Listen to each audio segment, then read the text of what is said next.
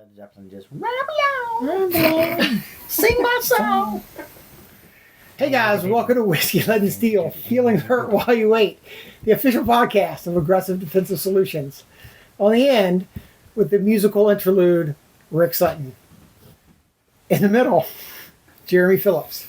And I, of course, am Lee Curling. Future Governor of the Commonwealth of Virginia. Chief Financial Operator. That's right. So, hey Rick, what are we going to talk about today? Today we're going to talk about the value and use of training logs and training programs. And then probably we're going to talk a little bit about the difference between an instructor and a coach and what the value each of them brings to you getting as good as you can be, either from competitive or from an operational standpoint. Lee, I am retired from all the competition stuff that I do. You still run. Let's talk about training logs and how it is that you and what you get out of running a training log for all the thousands of marathons that you run every week. Didn't you run to Kenya yesterday or something? I didn't get that far yesterday. Yeah. I didn't get that far today either. Oh. So That's because you have to bring us lunch. That's right. So Couldn't run here with how far he ran. I could have. But anyway, Just a weird guy. you know, he asked me a question, and then they keep muttering under their breath. So, To be fair, Well, I asked the question and he started muttering. okay. All right. So, training logs. Yeah. There are, just general tracking of your training. I think there is utility to it, and of course, we are all of the age where we did things before, we could automatically track the things that we did, and we used to track things on paper, but I think the utility really gets down to being able to do the same thing, the same run, right? I have some routes, and I'll run the same route, and being able to just track my progress over a period of time. But the progress is, for running is not necessarily just how fast did I run, but how did my body perform and all of that. So what is my Plus environmental stuff too. Well, it is. Well, yeah. So, but it's what was my stride? What was my heart rate at different points? Was my pace consistent? And again, then the other part is the environmentals, right? And all of it's now electronic, right? I mean, I can go out for a run, and I don't have to manually log all of that like in the old days with diving, right? Your dive log was all manual, right? And that was that was like, ooh, hey, look, now we have this dive computer, and I can plug it in. But it really allows you to look at kind of progress over time. Similar to with us with shooting competition, right? We'll have a course, right? A course where we're every month it's the same one that allows somebody to come out to shoot, and they can track their progress over over the 10 months, yeah. But yeah, I mean that's really it, right? But the environmentals are important because, let's face it, I got done running today. It was 90 degrees. Your body is not going to perform the same when it's 90 degrees out than when I go out when it's 52 degrees walking out the door, right? It's your speed and all of that is vastly different. Your agony level. But it's that, right? It allows you to be able to look at metrics and keep track of metrics over a period of time. Yeah. Right? Well, not only that, but bringing it back to our sport, because not all of us run 26 marathons a week. But, think about it from a precision rifle standpoint. Right. The dope log that everybody doesn't understand what it is. Data on previous engagements. Right. Okay. It does more than just track progress and whatnot and track environmentals, but it allows you to do some predictive analysis, both from a maintenance standpoint as well as future engagements. Yep. Okay, hey, last time it was 52 degrees out and I was at 6,000 feet elevation. Here's what happened. So next time I need to make that shot, it should be somewhere close.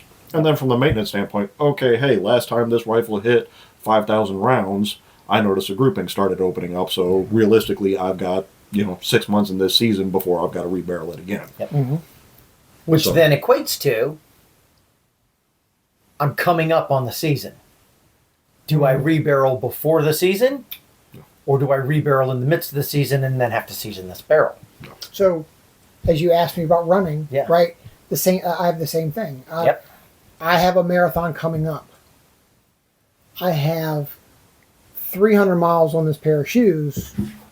I generally go to 400, or 450. But if I go to 400, am I good, right? And I can predict the I know about the number, like you know how many rounds you're going to go shoot generally, right? Because we plan those things out. I know in 4 weeks out what are my next 2 weeks before I get into a taper. How many miles do I need new shoes now?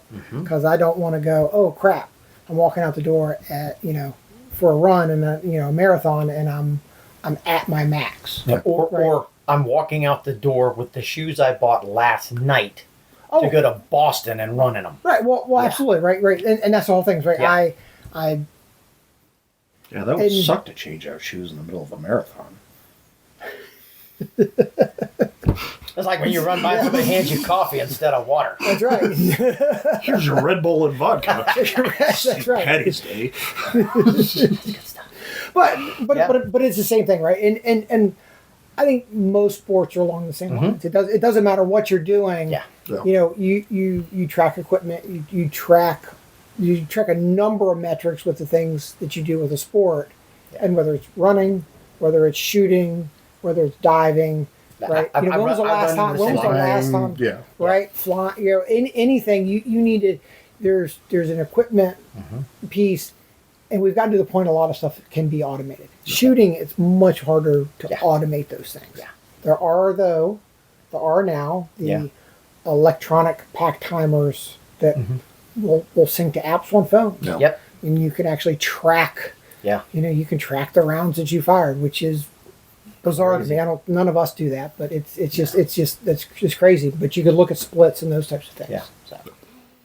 Yeah. So I, of course, I've retired from all the sports that I did, but I didn't keep quite the training log that Mark Tiedemann did, but Mark and I shot fairly similar and fairly consistently together. So I had a quick run in that one. But keeping an idea of what's going on, because the other thing that does for you is when you look at your log and you go, okay, for the last 2 sessions I've gone out and I've worked the bill drill and I've worked El Perez. And my times are coming down, but my groups are getting wider. Okay, now what I need to do then is, since I'm looking at my log and I see what's going on, now I make the decision, or this is where it comes in, my coach or my instructor looks at what's going on and goes, okay, I know you like to shoot bill drills, but you don't need to practice bill drills. What you need to practice is I need you to go out and shoot 6 magazines, 2 rounds at a time on 3-inch dots at 7 yards, because you need to tighten your group up, right? Because we all like to do the things that we like to do, and we tend to be good at the things that we like to do, and so that we get the dopamine because we go out and go, hey, well, I can shoot, I've gotten down to where I'm shooting on steel, and I'm shooting the El Prez in 5 seconds on steel. But if I were really looking at paper, I'm making all D hits. Right. So now I'm actually beyond the pack. I'm beyond the par time on this. So it's good to have a second set of eyes, to have somebody go, no. Quit doing the thing that you like, that you're good at, and go do the thing that you don't like, that you need to be better at. Yeah. So, and I think if you're going to go to the trouble of keeping a training log and a maintenance log, you're probably serious enough about your sport, whatever your sport is, that you should probably look at getting not only an instructor, which is somebody who teaches you the things that you need to know, but also, and they're not always the same person, but sometimes they are, but also a coach. And the coach is then the person who goes, okay, here's where you need to be, here's how we draw that roadmap to get you there, and I'm in charge of making sure you do the things that you don't want to do so you can be really good overall at the thing that you want to do. I'm the guy who goes, nope, green beans with dinner tonight, not tater tots, jackass. You know, you had steak the last 3 days, salmon's on the mark, salmon's up today, or whatever it is, or okay, that's great. You went for a run. Today you have to swim and you have to do push-ups and pull-ups, whatever it is, because you know, when you look at boxing, right? Mike Tyson, who is arguably the best at his sport, still, I think, he didn't just get in the ring and start throwing monstrous punches. Somebody taught him to punch. Somebody forced him to get stronger. Somebody made him go for a run. Somebody made him shadow box. And that's an important part of that, because almost nobody who is at the top of whatever field they're in, and that's operational, and that's sport. Nobody at the Olympics got to the Olympics all on their own. Nobody at CAG is deploying without somebody assigned to CAG walking them through the kill house. Yeah, so coaches are important. No, and it also, you know, your logbook keeps you, the shooter, honest. Yep. Okay, hey, I took the intermediate pistol class back in the spring. Since then, I've gone to the range 25 times for an hour, and I put this many rounds through practicing the things that I learned there, you know, 4 or 5, you know, different repetitions a day or something like that. Okay, now I can honestly say, when I look at the course description for the advanced pistol class, I meet the requirements to start this class. Yeah, I'm prepared. Yeah, we had somebody ask today from the W3. They're like, well, you know, how do we know if a class that we want to take is something that, you know, we're prepared for? And the answer to that was, well, pull up the syllabus. You call us, we'll send you the syllabus. We'll send you the syllabus and tell you what. But then it's on you. You have to be honest with yourself and go, yes, I really can, or really I can't do this thing. If you look at it and go, okay, well, part of the course involves dragging a 170-pound dummy over several iterations. Well, if you can't drag a 170-pound dummy in the first place, maybe this course is not for you.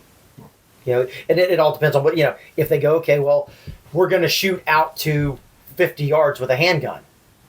If you've never done that before, if the furthest you've ever shot is as far as they'll let you shoot at Superior, you might not be prepped up for this. And you got to be honest with yourself about that. No, in your logbook, you know, again, to the equipment point of it, you know, we asked today, hey, how many of you have changed your equipment recently? Had a couple of hands there. You know, people, you know, this is a new holster, this is a new belt or whatnot. Again, if you are paying that money for that class or to be that competitive, you should have some repetitions on it before moving forward. And that way you can also track of, okay, hey, I spent $175 on this magnetic holster and it didn't improve my time. And maybe I'm not to the point that that's my limiting factor. that's right. I mean, to get back, you're talking about the instructor versus coach. Those are two different disciplines. Right. You go to a course, and an instructor teaches you how to do some set of skills, right? And which may be, how do we engage out to 50 yards? But that coach is that persistent person, you know, that is going, hey Rick, I want to be able to draw first round hit out at 50 yards on a X size target. Okay. And the coach is the person that then maps out the plan to help you build up the skill sets to be able to do that. And it may not be, well, we're just going to stand out here and shoot at 50 yards. And in fact, I know that is not it. I mean, you don't train for a marathon by, well, just go run 26 miles. Okay, and then tomorrow run 26 miles, and well, I can't run 26 miles. Well, but the marathon's 26 miles, so just do that, right? But you go to a class and you're being pushed out to that edge.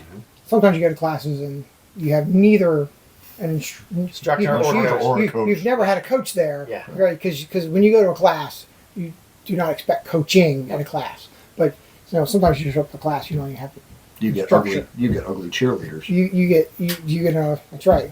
But you get good sandwiches. But No. No? but the point being is Yeah. right with running, right? I do work with I work with a coach, Yeah. and I'm Is the I'm not coach in gonna the win. room with us? The coach is not in the room, not for running. I want to be a life coach. So, but it's a whole different skill set thing going on there. Coach asks you what you want to do. What do you want to do with your life? But my goal is always to beat my previous, right? And he Did you keeps previous what? previous time. Oh, Your God. previous coach? I'll be my previous coach. Yeah, no, but right, Yeah. but constant. Right, Yeah. it's to improve on whatever that last Yep. that last time I ran this race. How do we beat that time? And he's the one that maps out the plan and keeps the plan and keeps me where. Right, and that plan is not okay. You're going to go do the Army 10 miler. Okay, just go run 10 miles. It's no. On Wednesday, you're doing hill repeats. I hate hill repeats. Yeah, well, you're going to run hill repeats, and I want you to get up that quarter mile in X amount of time.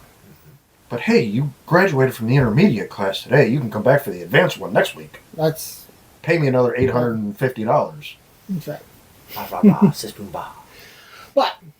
But again, I think there is room for both, and there's a need. Oh, absolutely. There's a need for both, and if you want to improve over time, to get to if you want to get to a certain place, coaching will help you get to a certain place. Yep. If you want to work on individual skills, then find classes, find instructors that are competent, and work on those skills. Yeah. And I think sometimes we have trouble separating those two things. Yep. You kind of think, well, I went to these classes and I Yeah. had this instruction, and So now I'm sometimes good. instructors want to build themselves as a coach, and you're not really coaching. You're instructing. Now, that said, you can have people who are instructors who then become coaches. Yeah. Yeah. Mhm. Right. And that has its value. But you're right. Taking a class is not the same as being coached. Well, and I will say, you do a lot of private instruction, right? I believe a lot of private instruction, you are instructing, but you are also Coaching.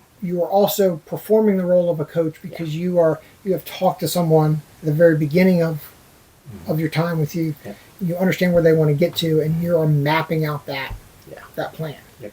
right? Which is different than a class. Yeah. Very different than Even a class with good, competent instructors, right? Yep. Like our classes. Yeah. Right. You come to one of our classes, you're not getting coaching. You're getting instruction. You come to private instruction over a long period of time. You're getting a coach, Yeah. You're getting a coach and an instructor. an instructor, right? And And no offense, you're an ugly cheerleader. I'm an ugly cheerleader. Oh man. I'm ugly. I'm just not a cheerleader. Exactly. In fact, one of the ladies says, "Oh, like once you get used to training with Rick, it doesn't feel like you're being bullied." And I went, "What?" And they're like, "No, that's a good thing." I'm like, I don't understand where bullying anything is. What? Well, it's just that you're intimidating. I'm like, why am I intimidating? I'm not intimidating. Amy, do you find me intimidating? No. See? I don't like to call him intimidating. I'm a cuddly cherub of a guy. I wouldn't call you that either. What? Casting aspersions on me. Anyway, so keep a logbook. Keep a maintenance book. If you're serious about what you're doing, conduct yourself seriously. Right? Don't do anything half-assed. Right? Don't be half slow. Don't be half-assed. Full asset. That's right. Full asset. That's right. Fucking throttles to the firewall. Any rocks, bottles, bombs, hand grenades, alibis? What? Nope. Nothing clever to say, Mr. Quigley? Not in this heat. All right. I think that'll do it. Thanks for paying attention. We hope you enjoyed it. I don't think anybody's feelings got hurt unless they own a Bursa, in which case they know that their gun sucks. And I think we're good. Check out Arsenal Performance and Gunworks. If you have a gun you want to make it better, they're the folks to contact. And if you want to drink coffee, go to Pale Horse Coffee and get a coffee before you die. Tankfolio specialist there. That's right. Tankfolio operator. Hashtag 19 Bravo. Be good, be safe. We'll see you later. Bye. Hey guys, welcome to Whiskey, Lead, and Steel Feelings Hurt While You Wait, the official podcast of Aggressive Defensive Solutions. I'm Lee Curling. With me today, Jeremy Phillips. And on the end, Rick Sutton. Your head just went out of frame. Okay. So you need to start that over. So, I can't move. You can't go that far off. I mean, Pretend you're Al Gore. I created the internet, and then I flew in an bring airplane. it out a little. That guy's it. That's You can't fine. go that far That's off. fine. That's fine. Go ahead. I won't lean over. All right. Are we starting over? We're just gonna keep Apparently going? we're going to We start need over. to start over. Oh, okay. I was waiting for you to finish rubbing the side of your I thought we head. were gonna pull a